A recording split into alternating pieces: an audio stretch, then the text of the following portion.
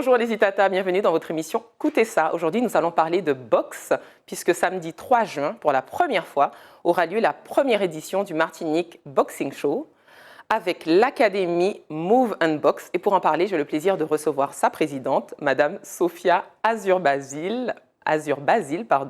Bonjour Sophia. Bonjour Astrid. Comment vas-tu? Très bien, merci. C'est bien parti en tout cas. Toi, c'est très bien parti. Moi, ça va très bien. On canalise, on gère. Génial. Donc, est-ce que tu peux déjà nous présenter cette académie?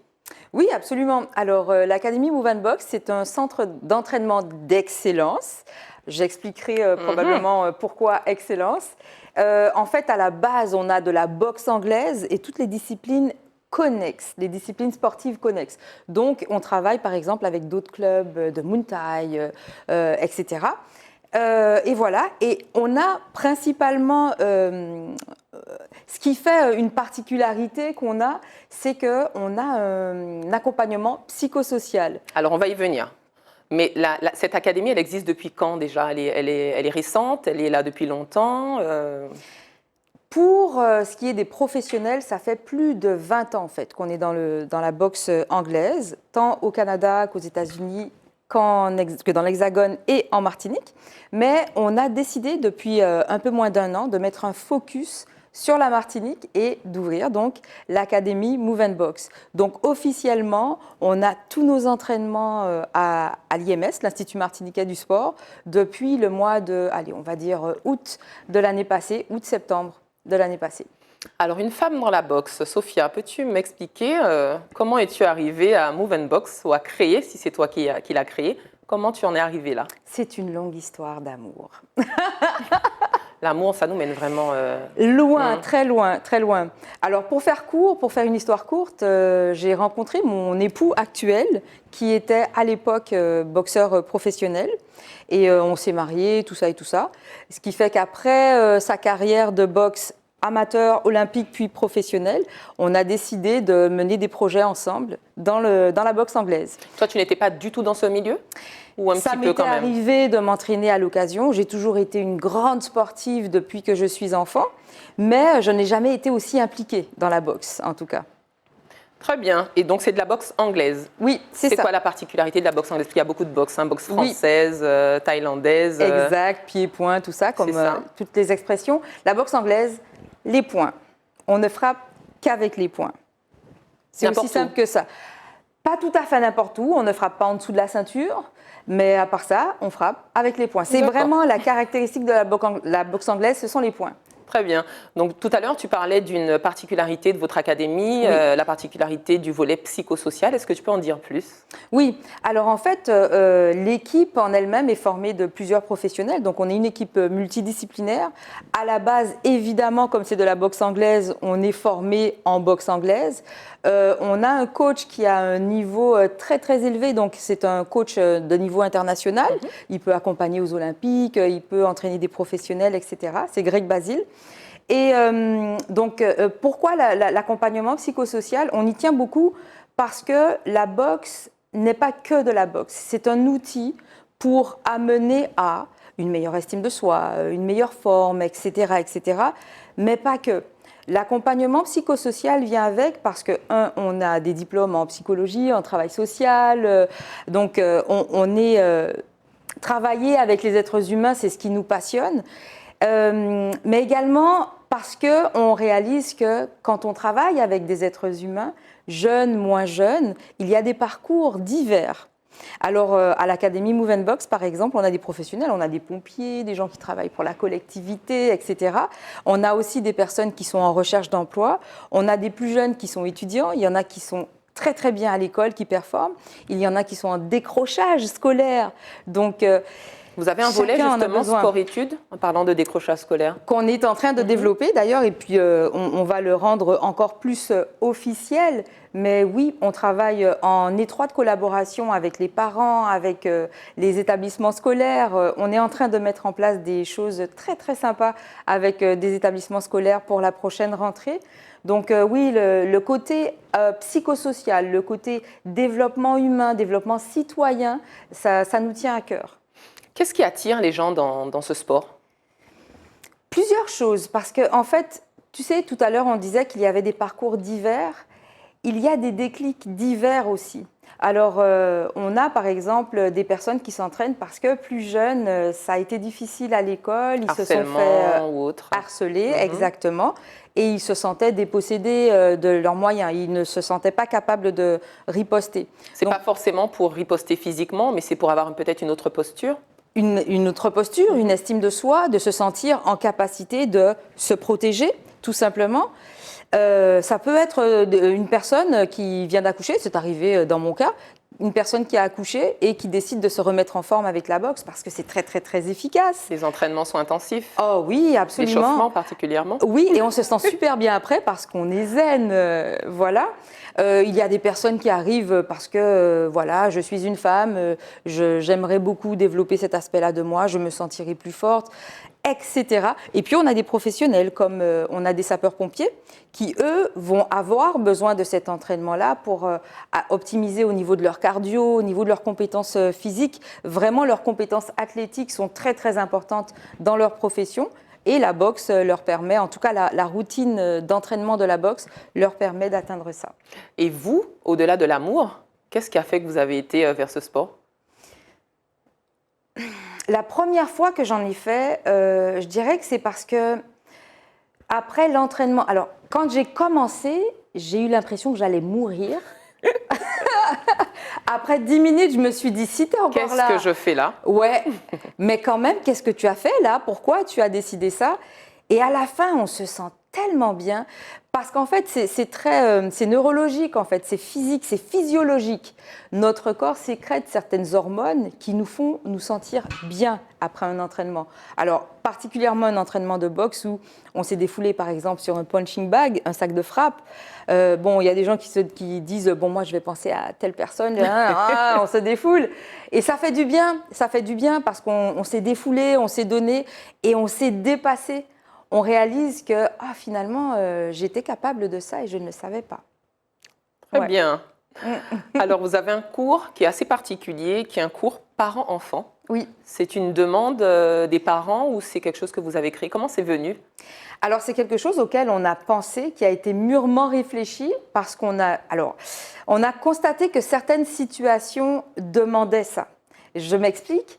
Des fois, alors pour plusieurs raisons, tu peux avoir un parent qui te dit moi je ne peux pas venir m'entraîner parce que 2 fois par semaine je suis avec les enfants et puis je ne peux pas. Une raison comme une autre. Une autre raison où des fois on a des enfants ou des adolescents qui se sentent plus à l'aise quand leurs parents sont là pendant l'entraînement, curieusement, alors que d'autres se sentiraient plus à l'aise quand les parents ne sont pas là. Exact. Il y a certains parents aussi qui aiment développer une certaine complicité avec leurs enfants à travers un outil qui s'avère être le sport. Alors pour toutes ces raisons et encore d'autres, on s'est dit pourquoi pas lancer ça. On en a parlé un petit peu aux adhérents et puis à d'autres personnes qui attendent ça vraiment avec impatience. Et le principe c'est, je viens m'entraîner avec mon enfant, donc quel que soit son âge, je viens m'entraîner. Chacun fait à son niveau, mais ça peut être génial pour renforcer la relation parent-enfant. Oui, c'est intergénérationnel. C'est original en tout cas. Oui, tout à fait. Très bien. Vous parlez aussi d'un entraînement d'excellence. Ouais. C'est vraiment quelque chose qui a attiré mon attention sur votre site internet. Pourquoi un entraînement d'excellence ? Qu'est-ce qui fait que vous avez cette particularité-là ? C'est important pour nous aussi, excellence en termes de valeur, excellence en termes d'implication et de dépassement de soi. Excellence dans le sens où, quand on décide de s'engager, tant l'équipe que les personnes qui viennent s'entraîner, eh bien, on va pour l'excellence. Et c'est une valeur qui est tellement… qui imprègne tout à l'Académie Move & Box. D'abord, on est une famille. Chaque personne, compétiteur, compétitrice ou pas, a vraiment cette valeur-là dans ses actions au quotidien. À chaque entraînement, alors si on a un qui lâche ou une qui lâche, il va y avoir quelqu'un qui dit « Allez, on lâche pas ». Et on est là, on va jusqu'au bout. Et quand je parle d'excellence dans les valeurs aussi, c'est la boxe, j'ai l'habitude de dire que ce n'est pas seulement on se tape dessus, c'est loin d'être ça. Ce sont des valeurs de respect. Respect de soi, respect de l'autre que j'ai en face, respect de celui avec qui je m'entraîne, respect du coach qui vient, qui me donne de son temps. Respect des consignes aussi. Respect, exact. J'allais dire respect du cadre, respect des consignes. C'est super important. Un compétiteur qui va monter sur le ring, s'il n'a pas cette valeur de respect, c'est pas possible. C'est pas possible. Donc, on a des valeurs qui sont très importantes, des valeurs de solidarité, des valeurs d'estime de soi, des valeurs autour du dépassement de soi, du respect, qui sont très importantes. Donc, excellence. D'accord. Et puis, il faut rester dans un certain contrôle parce qu'on peut être dans une certaine humeur en allant au cours et quand même rester dans la consigne de pied-point au-dessus de la ceinture. Là, on a envie de tout défoncer pour une raison ou pour une autre. Tout à fait, tout à fait. C'est drôle que tu dises ça parce que c'est arrivé que je pense à un boxeur en particulier, à ses tout débuts, il encourageait son ami qui était sur le ring. Et là, il était dans des mots que je ne répéterai pas sur le plateau, mais des mots... assez agressifs, assez... agressifs, acides. Vulgaires, ok. Oui, c'était vraiment... C'était pour faire quoi? Le chauffer? Pour le chauffer et pour démolir l'autre en face, okay. en fait. Hein. Et on n'est pas du tout dans cette dynamique-là. On est dans une dynamique, oui, c'est un sport de combat, c'est sûr. Mais il y a un cadre. On n'est pas dans la rue, on n'est pas dans un règlement de compte. Non, du tout, du tout.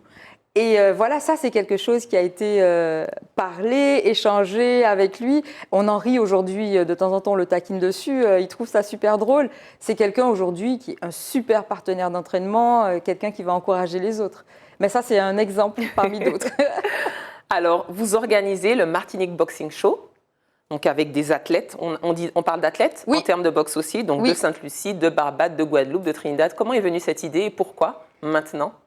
Alors en fait, ça fait des années qu'on est en contact avec plusieurs délégations, donc des délégations de la Caraïbe, des délégations de l'Hexagone, des délégations du Canada et des États-Unis, et un petit peu à Dubaï également. Et on s'est dit, mais en fait, si on veut vraiment développer, permettre aux athlètes d'évoluer, c'est tellement important. Un athlète qui s'entraîne, c'est une chose, mais un athlète qui s'auto-évalue en confrontation, c'est autre chose. Et c'est comme ça qu'il se complète, c'est comme ça qu'il va vraiment évoluer. Donc on s'est dit, mais pourquoi pas le faire en Martinique, avec les délégations martiniquaises, puisqu'on a des contacts au-delà. La Martinique a un potentiel magnifique. On peut s'exporter sans problème. On a des niveaux ici vraiment internationaux. Et c'est de là que c'est parti. On s'est dit, ben voilà, on est au téléphone régulièrement avec eux, ben, on leur propose et tout le monde était partant pour ça.